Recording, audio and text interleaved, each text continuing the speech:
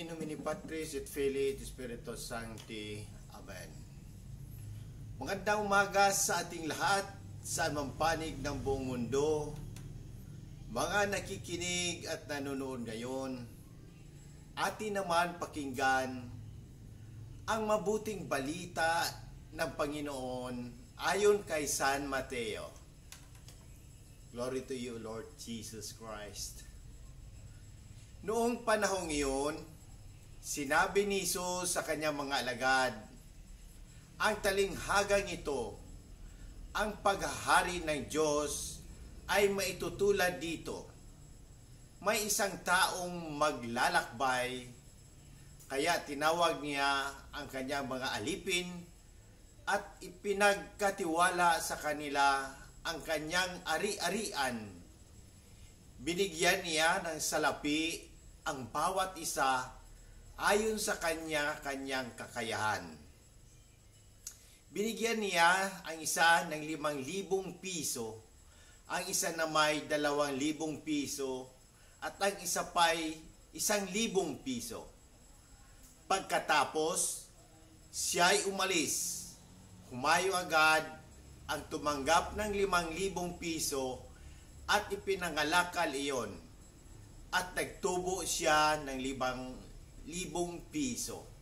Gayon din naman ang tumanggap ng 2,000 piso ay tumubo ng 2,000 piso. Ngunit ang tumanggap ng 1,000 piso ay umukay sa lupa at itinago ang salapi ng kanyang Panginoon.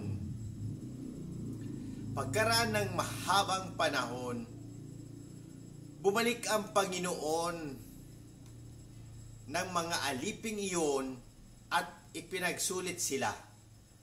Lumapit ang tumanggap ng 5,000, wika niya, Panginoon, ito po ang 5,000 na ibinigay ninyo sa akin. Ito pa po ang 5,000 na tinubo ko. Sinabi sa kanya ng Panginoon, magaling, tapat at mabuting alipin, yamang naging tapat ka sa kaunting halaga, pamamahalain kita sa malaking halaga, makihati ka sa aking kagalakan. Lumapit din ang tumanggap ng 2,000 at ang sabi, Panginoon, ito po ang ibinigay ninyong 2,000. Ito naman po ang 2,000 piso na tinubo ko. Sinabi ng kanyang Panginoon, magaling, tapat at mabuting alipin. Naging tapat ka sa kaunting halaga, kaya pamamahalain kita ng malaking halaga. Makihati ka sa aking kagalakan at lumapit naman ang tumanggap ng 1,000 piso. Alam ko pong kayo'y mahigpit, aniya. Gumapas kayo sa hindi ninyo tinamnan at nag-aani ng hindi ninyo hinasikan. Natakot po ako, kaya't ibinaon ko sa lupa ang inyong salapi. Ito na po ang 1,000 ninyo. Masama at tamad na alipin, tugon ng kanyang Panginoon.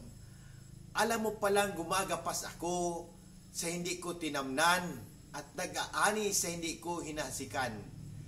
Bakit hindi mo iyan inilagak sa bangko? Di sana'y may nakuha akong tubo ngayon. Kunin ninyo sa kanya ang 1,000 piso at ibigay sa may 10,000, sapagkat ang mayroon ay bibigyan pa at managana, ngunit ang wala kahit ang kaunting nasa kanya ay kukunin pa. Itapon ninyo sa kadiliman sa labas ang aliping walang kabuluhan. Dooy tatangis siya at magagalit ang kanyang ngipin. Ang mabuting balita ng Panginoon. Praise to you, Lord Jesus Christ. Sa unang pagbasa sa Korinto, at pagnilayan natin bilang Romano Katoliko, sa Mateo, Ang Ebanghelyo ngayon ay nagpapahayag ng talinghaga ng mga talento. Isang malalim na mensahe tungkol sa pananagutan, pagkamasinop at pagtitiwala ng Diyos sa bawat isa sa atin. Ang talento na talinghaga ay sumisimbolo hindi lamang sa yaman o material na bagay, kundi sa mga kakayahan, biyaya at pagkakataong ipinagkaloob ng Diyos sa atin. Ang mga alipin sa kwento ay bawat isa sa atin. At ang iba't ibang halaga ng talento na kanilang natanggap ay nagpapakita ng pagkakaiba-iba ng ating mga kaloob at responsibilidad. Excuse me. Ang dalawang alipin na nagtubo ng kanilang mga talento ay kinilala at pinuri bilang mga tapat at mabuting alipin. Ipinakita nila na ang kanilang pananampalataya at pagsusumikap ay nagdulot ng bunga at sila'y binigyan ng mas malaking responsibilidad at kasiyahan sa piling ng kanilang Panginoon. Sila ay nagpakita ng tamang pananaw sa kanilang mga kaloob. Hindi bilang sarili nilang pag-aari, kundi bilang tiwala ng kanilang Panginoon na kanilang dapat pagyamanin.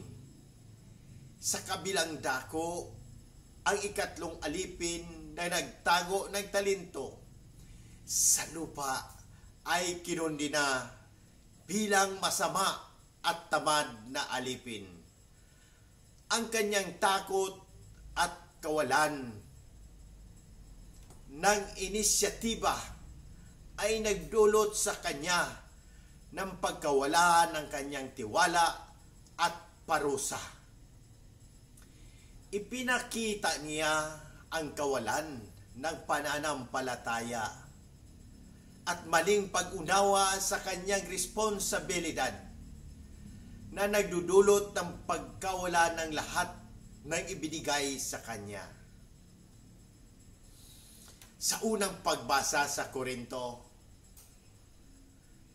na mula kay San Pablo, pinapaalalahanan niya ang mga taga-Korinto na ang kanilang kaligtasan ay hindi dahil sa kanilang sariling kakayahan o karunungan, kundi dahil sa grasya ng Diyos. Ipinapaalala niya na ang Diyos ay pinipili ang mga mahihina at mga wala sa mundong ito upang ipakita ang kanyang kapangyarihan at karunungan. Bilang Romano Katoliko, tinatawagan tayong pagnilayan ang ating mga kaloob at talento na ipinagkatiwala sa atin ng Diyos. Paano natin ginagamit ang mga biyayang ito? Katulad ba tayo ng matatalinong alipin na nagsumikap upang mapalago ang kanilang mga kaloob? O katulad ng tamad na alipin na natakot at nagtago ng kanyang talento? Ang talinghaga ay isang paalaala na bawat isa sa atin ay may pananagutan sa mga biyayang natatanggap natin at hinihikayat tayong maging masinop at mapagbantay sa kanilang paggamit. Ang mensaheng ito ay nagpapahiwatig din ng ating pananagutan sa komunidad at sa simbahan. Ang ating mga kaloob ay hindi lamang para sa ating sarili, kundi para sa kabutihan ng lahat. Tayo ay tinatawagan na ipamuhay ang ating pananampalataya sa pamamagitan ng pagbabahagi ng ating mga talento at pagtulong sa ating kapwa, upang sa huli ay marinig natin mula sa Diyos ang mga salitang magaling, tapat at mabuting alipin. Makihati ka sa aking kagalakan. Naway maging inspirasyon sa atin ang talinhagang ito upang patuloy nating pagyamanin at gamitin ang mga biyayang pinagkaloob ng Diyos sa atin para sa kanyang kaluwalhatian at sagaputihan ng ating kapwa. Sa muli, hinihikayat ko ang lahat, Katoliko man o hindi, na magtanong at pagnilayan ang mensahe ng Ebanghilyong ito. Kung may mga katanungan kayo tungkol sa pananampalataya, ang ating simbahan o anumang aspeto ng ating buhay, bukas ang aking puso na sagutin ang mga ito. Sama-sama nating pagnilayan at pahalagahan ang habag at pag-ibig ng Diyos na ipinapahayag ni Jesus sa Ebanghilyong ito. Sa pamamagitan ng ating mga gawain at salita, naway maging daluyan tayo ng habag at pagmamahal ng Diyos sa lahat ng tao. Amen. In nomine Patris et Filii et Spiritus Sancti. Amen. God bless!